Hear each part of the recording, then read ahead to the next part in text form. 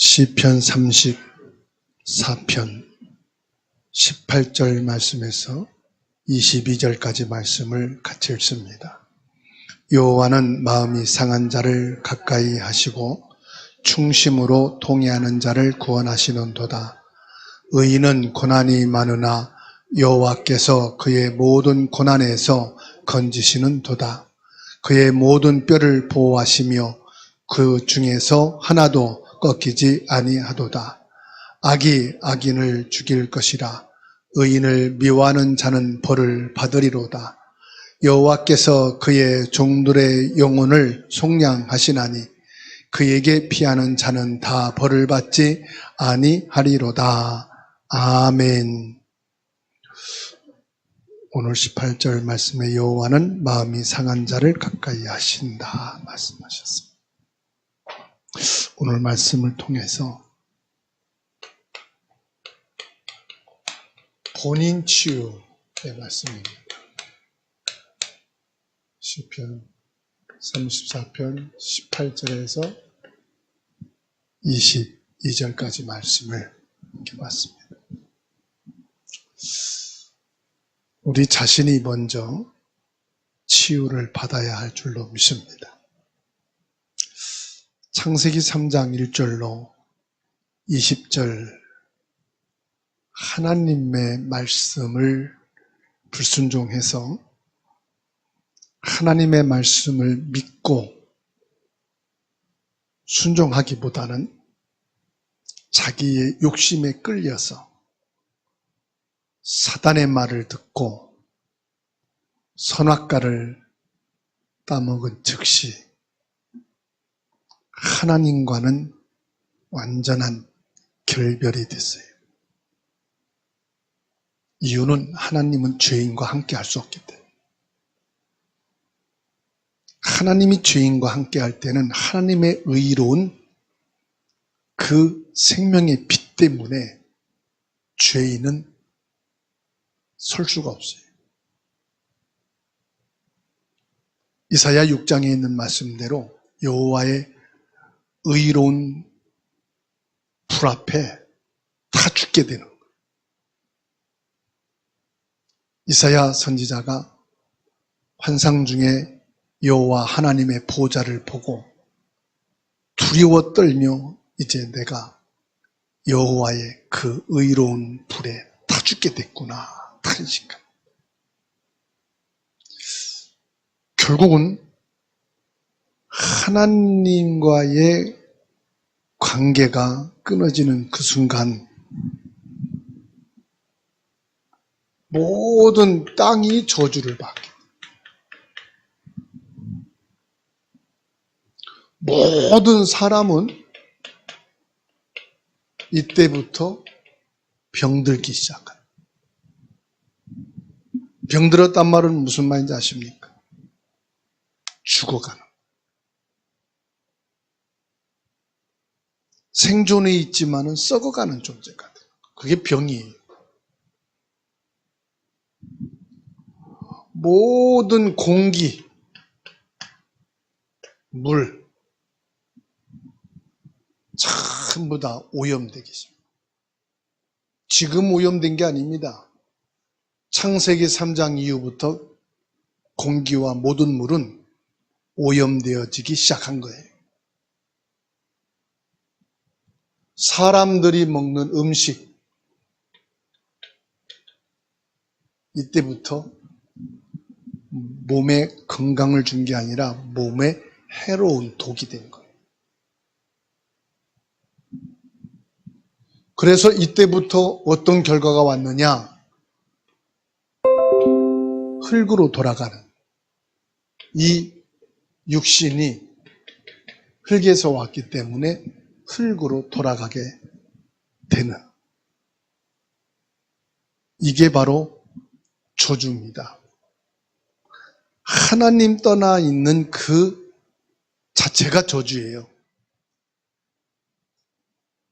하나님이 모든 만물을 창조하시고 하나님이 인간에게 주신 복이 뭐냐?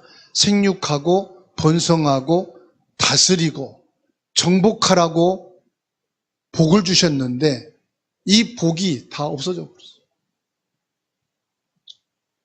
오히려 공기와 물의 공격을 받고 다스려지게 되고 눈에 보이지 않게 사람들의 이 생각까지도 모든 사상까지도 오염돼요. 그 공산주의가 사람에게서 나와. 민주주의가 사람에게서 나온 거예요. 그러니까 오염되지 않은 것이 하나도 없어요.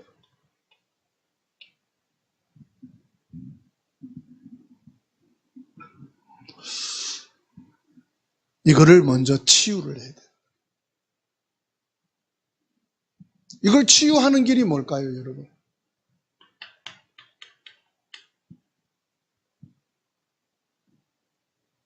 인간은 스스로 치유할 수가 없어요. 이거를 치유한다고 하지만 치유한 게 아니에요. 사실은 조금 멈추게 하는 거죠.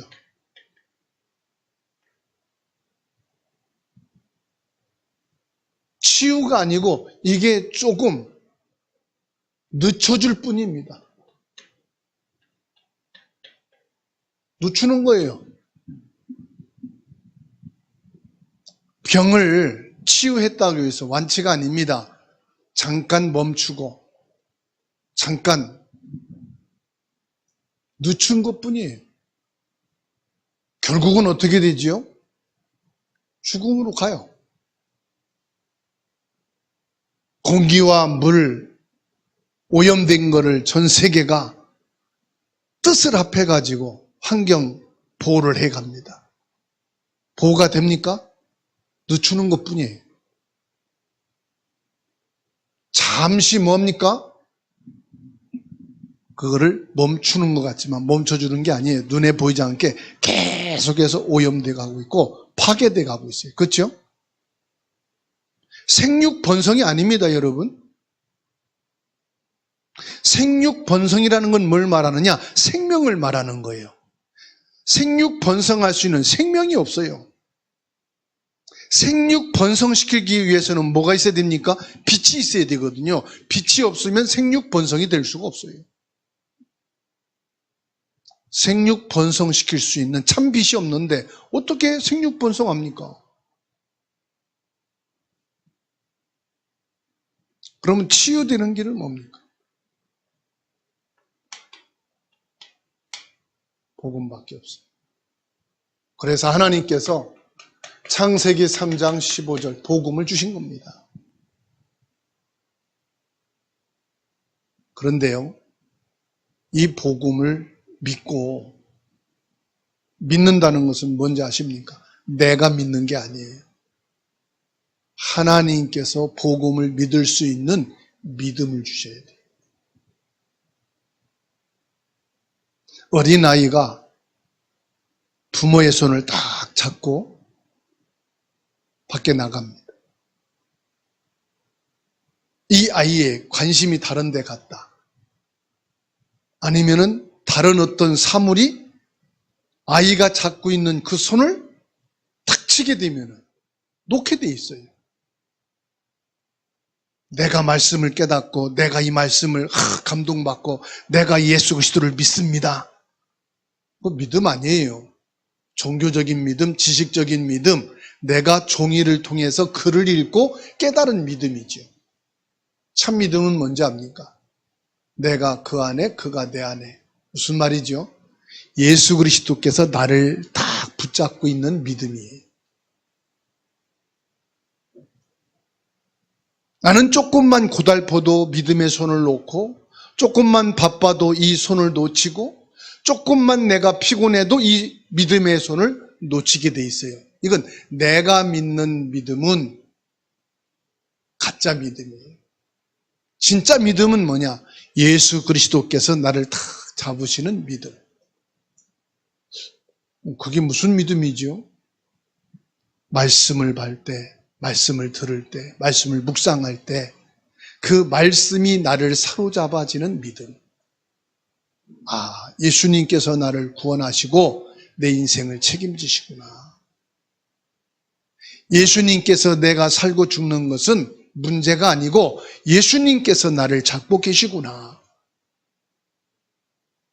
이 믿음이 딱 들어오면은요, 그 어떤 것이 나를 쳐도 더 굳센 믿음으로 주님 앞에 들어가게 돼 있어요.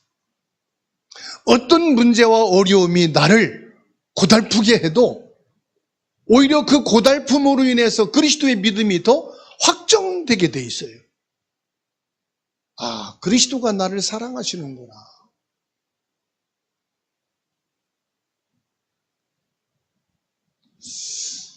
북한에서 월남한 어느 사람이 가족을 다 잃어버렸다고 합니다. 겨우 자기만 한국에 들어와서 사는데 24시간 두고 온 가족이 생각나는 거예요. 결국은 그 생각에서 놓여지지 못하고 병들어서 일찍 죽었다고 합니다. 내가 복음을 알았다, 복음을 믿는다, 예수 그리스도면 전부 다다. 그게 아니고요. 진짜 믿는 것은 24 생각나게 돼 있다는 말이에요. 북한의 일가족을 두고 혼자 살기 위해서 한국에 온 사람. 전에 뉴스 한번 들은 적이 있어요. 살기 위해서 남한했는데 살다 보니까 가족을 더 이상 두고 살 수가 없는 거예요. 왜? 북한은 한 끼를 먹는 것도 너무 힘들어서. 그래서 다시 월북했다는 뉴스를 보게 됐어요. 그 사람은 생각이 뭐지요? 24. 북한에 두고 온 가족은 굶어 죽고 있는데 나 혼자서 이 남한에서 밥 먹고 살 수가 없다. 그 다시 월북한 것처럼. 요셉이요, 창세기 37장 1절로 11절. 평생을 하나님이 주신 말씀을 붙잡고 살았다는 사실. 어려움이 와도 괜찮고 안 와도 괜찮아요. 응답이 와도 괜찮고 안 와도 괜찮아요. 요셉의 응답은 뭐냐? 하나님의 말씀이에요. 그 사람은 반드시 승리하게 돼 있습니다. 바울 사도는 항상 성령 안에서 기도했어요. 에베소서 6장 18절 말씀. 모든 기도와 간구를 하되 항상 성령 안에서 기도하고 이를 위하여 깨어 구하기를 항상 힘쓰며 여러 성도를 위하여 구하라.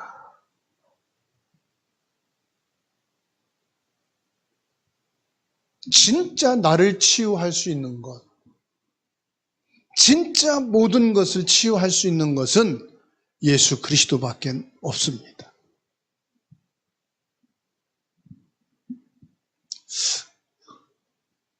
내가 복음 때문에 오직 예수 그리스도만 바라볼 수 있다면, 그 성령 충만이 뭐냐?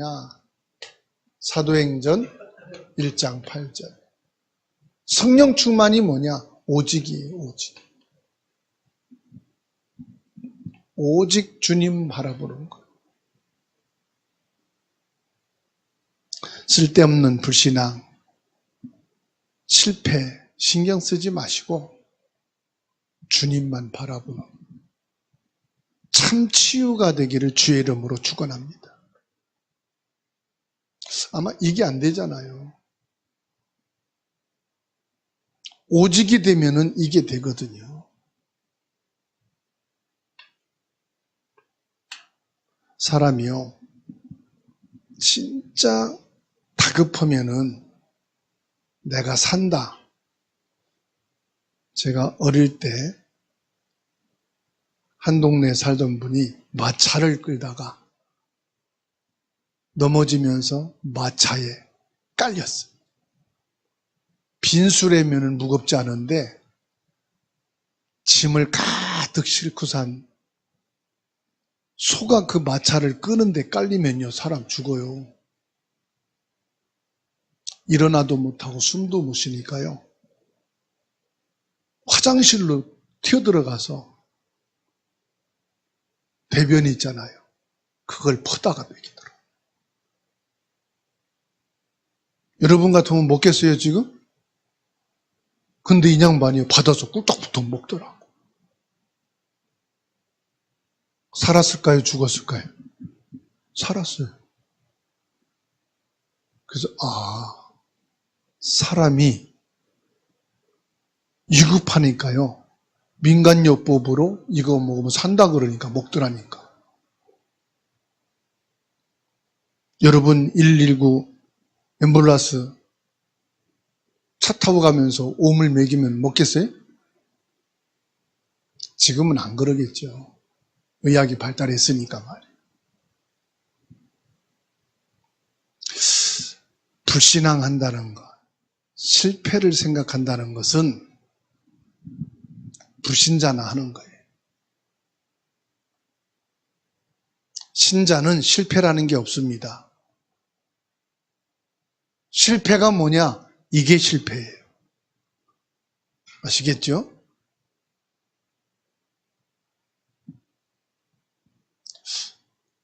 그러니까 가장 중요한 것은 성도가 하나님의 말씀을 놓치고 산다는 거예요. 말씀은 알아요.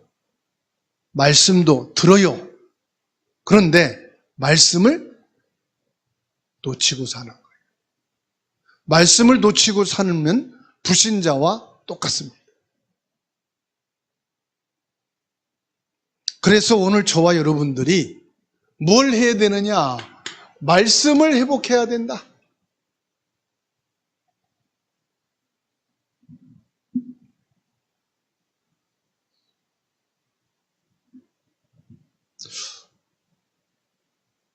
성경을 보게 되면요. 노예, 포로, 속국이 되었잖아요. 말씀이 중단됐을 때 노예가 되고요. 포로가 되고요. 속국이 됐어요. 이 성경이 66권으로 이렇게 묶여져 있으니까 연결돼 있잖아요. 그런데 말씀을 주신 그 기간은요. 연결돼서 주어지질 않았어요. 하나님의 말씀이 중단됐을 때 노예가 된 거예요. 포로가 되고. 말라기서에서 마태복음서 기간이 얼마나 될까요? 한 장만 넘기면 마태복음이잖아요. 하나님 말씀이 그렇게 쉽게 막 주어진 게 아니라니까요. 말라기 선지자에게 말씀이 주어지고 마태복음 말씀 주실 때까지요. 700년 동안 말씀이 중단됐어요. 이스라엘 백성들이요. 애굽에 들어가서 요셉이 죽고 애굽의 노예 생활을 시작할 때부터요. 말씀이 중단됐고요. 400년 만에 모세에게 말씀이 임한 거예요. 하나님이 떠난다는 것은요. 이 암흑 시대를 말하는 거예요. 하나님의 말씀이 임하지 않았다는 것은요. 하나님과의 관계가 완전히 중단된 상태예요. 그래서 뭐합니까? 병들고 공기도 물도 모든 생각도 사상도 오염되고요.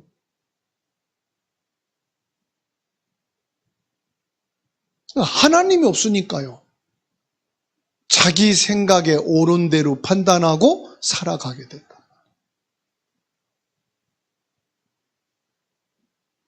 그 말씀이 중단된 것이 저주고 재앙이고요. 완전히 사단에게 잡혀있는 거예요. 말씀을 회복해야 됩니다. 교회에서는요. 말씀을 통해서 생명을 얻는 것이, 이 생명적 축복 속에 들어가는 것이 전부 다예요. 이게 1순위예요. 교회에 들어와서 할 일이 많지요. 교제도 해야지요. 식사도 해야죠. 근데 그것은 예배를 드리기 위해서 필요한 부분들이지 그게 본질은 아니에요. 사실은 교회에 아무것도 없이요, 말씀으로 모든 생명이 회복되고 말씀으로 예배와 기도와 믿음이 회복되는 것이 본질이 돼야 돼요. 너무 교회 안에요, 화려하고 멋있고 이렇게 해놓으면요, 사람들의 시선이 글로 가는 거예요. 그래서 말씀이 들어가지 못하게 한다. 그게 우상이에요. 교회에서 말씀이 못 들어가게 너무 막 그냥 어마어마한 돈을 들여가지고 인테리어를 한다. 그게 하나님의 말씀을 막게 하는 걸림돌이 되는 거예요. 그래서 전에는요, 예배당 앞에, 강단 앞에 아무것도 없었어요. 그냥 예배만 드릴 수 있도록, 말씀만 들을 수 있도록. 앞에 모든 게 있으면 말씀이 안 들어올 땐 그거 쳐다보고 앉아있거든. 저 드럼 쳐다보고 있고, 화면 쳐다보고 있고. 여러분, 말씀을 통해 생명이 회복되기를 축원합니다. 여러분들의 영혼이 살아나게 되기를 축원합니다.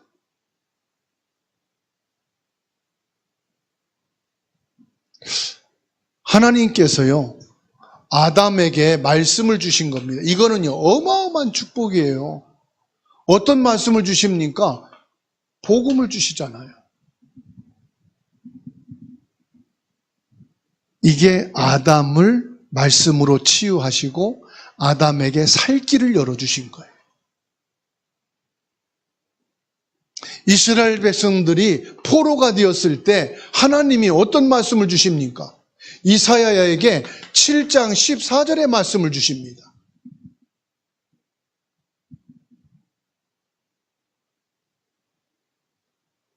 나라가 위기와 불행 속에 있을 때 말씀이 중단됐는데 그 어느 사람에게 하나님의 말씀이 임했다.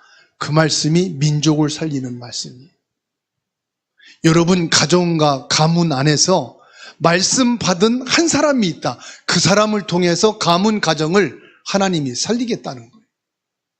그래서 여러분들이 오늘 예배드리고 말씀 받을 때 가문과 가정의 지역의 대표성을 갖고 내가 말씀을 받는다는 그 사명과 그 중심이 있지 않으면 여러분의 가문과 가정과 지역을 누가 살릴 겁니까? 말씀 받은 자가 사는 거거든요. 살리는 거거든요. 그래서 에베소서 6장 17절에 구원의 투구와 성령의 검 곧 하나님의 말씀을 가지라. 오늘 여러분들이 말씀 갖게 되기를 축원합니다. 여러분들이 말씀 받잖아요. 아, 우리 부모 가족은 다 예수 믿는데 여러분이 말씀을 받으면 여러분 자손 살리는 거예요. 난 결혼 안 하고 자식 없는데 나중에 여러분 후대를 여러분이 살리는 거예요. 뭘 가진 자가? 말씀 가진 자. 그래서 바울 사도가 그랬잖아요. 구원의 투구와 성령의 검 곧 하나님의 말씀을 가지라. 하나님의 말씀 회복하기를 축원합니다. 다 장난치고 놀다가도요, 그 중에서 말씀 받은 자가 있어요. 그 사람은 그 말씀을 통해서 삽니다. 말씀으로 치유받습니다. 베드로전서 1장 25절 말씀을 읽겠습니다.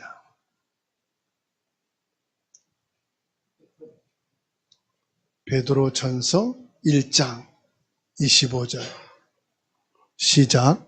오직 주의 말씀은 세세토록 있도다 하였으니 너희에게 전한 복음이 곧 이 말씀이니라. 말씀이 뭐예요? 복음이라고 그랬잖아요. 이 말씀이 뭐냐? 복음이다. 복음이 뭡니까?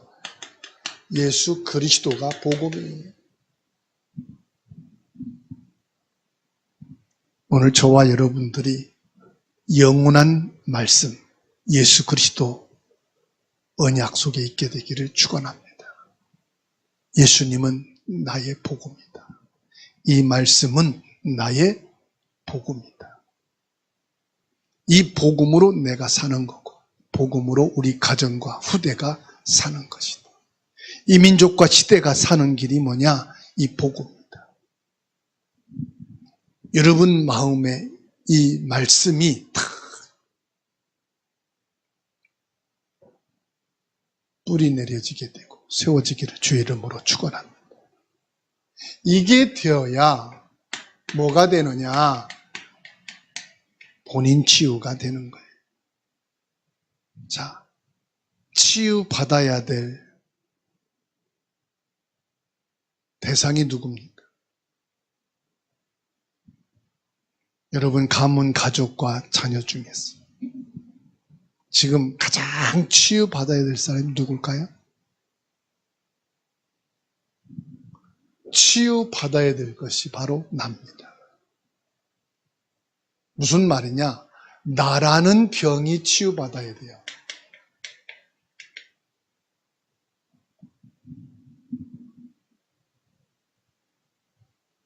사람이 아프고 병들면 조급할 필요가 있어요.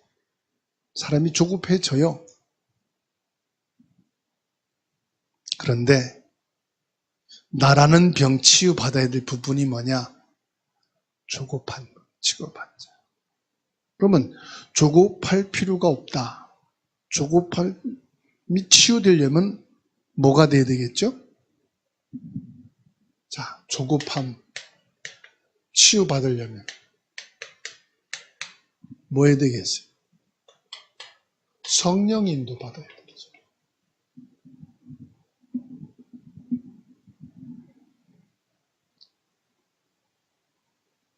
오늘 모든 병이 치유돼야 되는데 그 첫 번째가 뭐냐? 성령 인도 받는 거예요. 지나친 열심. 열심은 있는데 지나칠 정도로 열심입니다. 치유받아야 되겠죠. 그러면은 이 지나친 열심 치유받으려면 어떻게 될까요? 하나님께 답이 있다는 생각을 가져야만 지나친 열심이 치유될 수가 있어요. 불필요한 시간, 일, 말에 우리가 말려둘 수 있어요.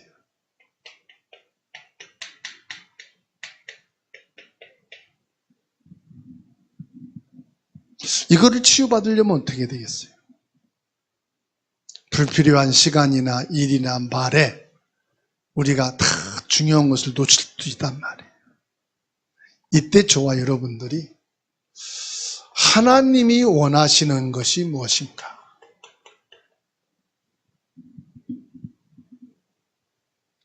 그러면 우리가 시간도 아끼고 일이나 말 이런 부분도 아낄 수 있겠죠. 자제할 수 있죠. 하나님이 원하시는 것이 뭘까? 낙심을 잘하는 사람도 있어요. 또 낙심될 때가 있죠. 이 내가 알고 있는 병에 대한 한계. 지금 우리 가족에게 와 있는 문제. 지금 나에게 와 있는 한계. 누구보다도 잘 안단 말이에요. 그럼 낙심이 되겠죠. 말은 안 하지만은 낙심할 수 있거든요. 그러면 낙심되어지는 이 부분을 치유하려면 어떻게 될까요? 하나님이 나와 함께 하신다. 낙심할 필요가 없다 이 말이죠. 다 안 되고 내가 볼 때도 안 된다고 결론이 나지만 하나님이 함께 계시잖아요. 자, 요셉을 보세요. 자기가 봐도 노예로 잡혀간 그때 누구 도와줄 자가 없고 어떤 백으로 내가 거기서 나올 수도 없는 거고 아무리 계획을 하고 아무리 자신을 쳐다봐도 노예라는 여기에서 내가 자유인이 될 수는 없잖아요. 길이 없어요. 근데 요셉은 낙심하지 않았어요. 왜 그렇죠? 하나님이 함께 계시죠. 막연한 것 같죠? 참 무식한 신앙이네. 그런데요, 17년 만에 하나님은 요셉에게 생각할 수도 없는 어마어마한 길을 열어주셨어요. 이게 하나님이 함께하는 사람에게 오는 응답입니다. 소극적이다. 열심의 반대가 소극적이지 않습니까? 소극적인 사람에게도요, 말도 안 하고 별로 이렇게 액션도 없단 말이에요. 소극적인 사람일수록 내면에는 강한 동기가 있을 수도 있다는 사실. 교회에서 늘 앞장서서 자기 주장을 펴고 자기 뜻대로 막 했는데 이 사람이 없으니까요. 조용했던 사람이 큰 소리 나고 자기 주장을 해. 아, 그 사람 때문에 안 하고 못했었구나. 그 사람이 없어지니까 이제 가만히 있던 사람이 원래 가만히 있었던 게 아니에요. 속에 참고 있었던 거예요. 이게 치유되려면 어떻게 되죠? 뭐가 돼야 될까요? 예수님이 주인이 되셔야 돼요.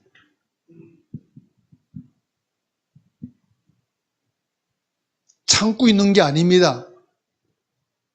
성격이 좋은 게 아닙니다. 그거 다 언젠간 드러나요. 말수가 없다. 말수 없는 사람 믿지 마세요. 뭐가 돼야 돼요? 예수님이 주인 돼야 돼. 막 앞장서서 자기 주장, 자기 고집, 자기 뜻대로 오잖아요? 예수님이 주인 되면 돼. 적극적인 거나 소극적인 거나 같은 거거든요. 때로는요, 우울증에 탁 잡혀있는 사람이 있어요. 우울증은 뭐지요? 자기 감정에 잡혀있는 사람.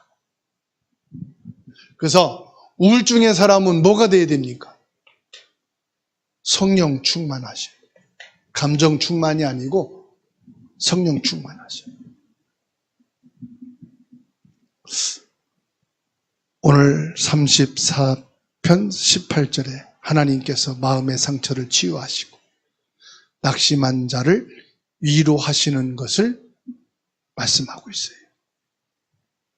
하나님께서는 두려움과 불안으로부터 우리를 보호하시고 힘 주시는 분이심을 믿으시기 바랍니다. 이사야 41장 10절 말씀을 찾아서 읽겠습니다. 이사야 41장 10절 함께 읽습니다. 두려워하지 말라, 내가 너와 함께 함이라. 놀라지 말라, 나는 내 하나님이 됨이라. 내가 너를 굳세게 하리라. 참으로 너를 도와주리라. 참으로 나의 의로운 오른손으로 너를 붙들리라. 아멘. 여호와 하나님으로부터 여러분 참된 치유와 축복이 있기를 주님의 이름으로 축원합니다.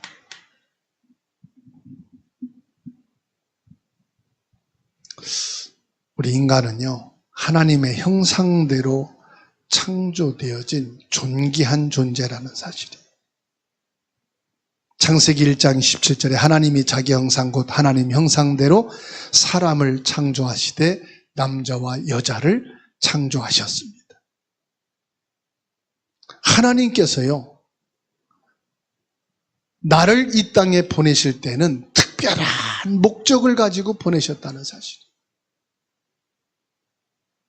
하나님께 기도하세요. 하나님, 내가 일평생 질병 때문에 고통당하고 치유받는 일에 온 일생을 몰두하다가 가는 것이 하나님 계획은 아니지 않습니까? 하나님이 나를 이 땅에 보내신 것은 하나님의 존귀하고 하나님이 이루시고자 하는 귀한 일 때문에 나를 이 땅에 보내신 것 아니겠습니까? 그렇다면은 하나님이 하시고자 하시는 일을 하나님께서 나를 통해서 이루셔야 되지 않겠습니까? 이러면 하나님 손해입니다. 내가 이렇게 인생을 살다가 끝나면은 난 손해 아닙니다. 예수 믿었고 난 하나님 나라 가니까, 천국 가니까 나는 손해 아닙니다. 하나님 손해입니다. 여러분, 진짜 예수 그리스도께서 나를 붙잡아 주시고 나를 이끄셔서 지금까지 오게 하셨다는 믿음이 확신이 딱 서면 이 고백할 수 있어야 됩니다. 에베소서 2장 10절 말씀 보세요. 바울이 고백한 거예요. 저와 여러분의 고백이 되기를 주님의 이름으로 축원합니다. 에베소서, 갈라디아서 뒤에 있어요. 2장 10절 같이 읽습니다. 우리는 그가 만드신 바라 그리스도 예수 안에서 선한 일을 위하여 지으심을 받은 자니 이 일은 하나님이 전에 예비하사 우리로 그 가운데서 행하게 하려 하심이니라. 하나님께서 나를 지으시고 이 세상에 보내신 것은 그리스도 예수 안에서 하나님이 이루시고자 하는 일을 이루려고 보내신 것이 아닙니까? 그렇다면 하나님께서 나를 통해서 이루시고자 하신 그 예비하신 일을 하나님께서 이루시도록 나를 사용하시옵소서. 나를 그 일에 쓰시옵소서. 그 일에 합당한 건강을, 체력을, 힘을, 경제를, 가정을 허락해 주옵소서. 믿음의 고백을 하게 되기를 주의 이름으로 축원합니다. 병을 낫게 해주시고 나 살려주십시오라는 기도보다 더 강력한 믿음의 기도입니다. 하나님 안에서 모든 어려움을 극복할 수 있는 힘을 여러분 얻게 되기를 주의 이름으로 축원합니다. 그래서 바울 사도는 뭘 고백했습니까? 빌립보서 4장 13절을 말씀했어요. 내게 능력 주시는 자 안에서 내가 모든 것을 할 수 있느니라. 무슨 말씀입니까?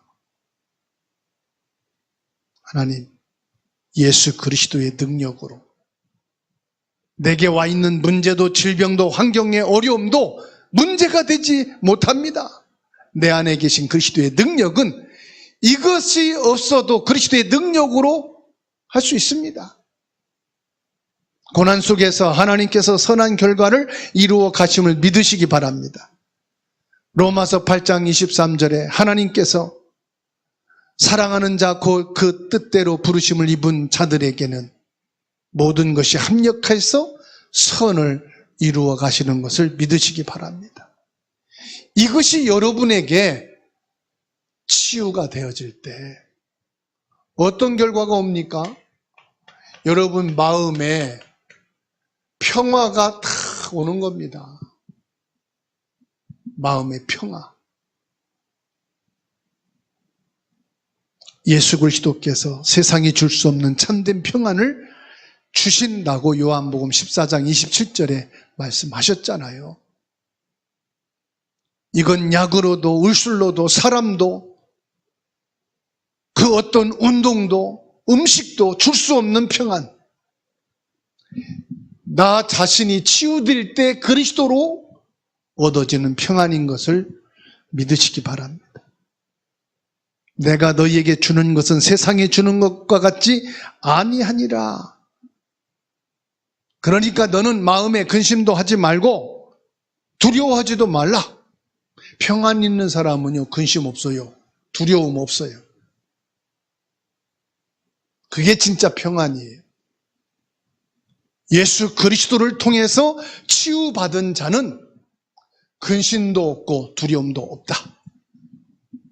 내게 근심이 오고 두려움이 온다는 것은 평안이 없는 것이다.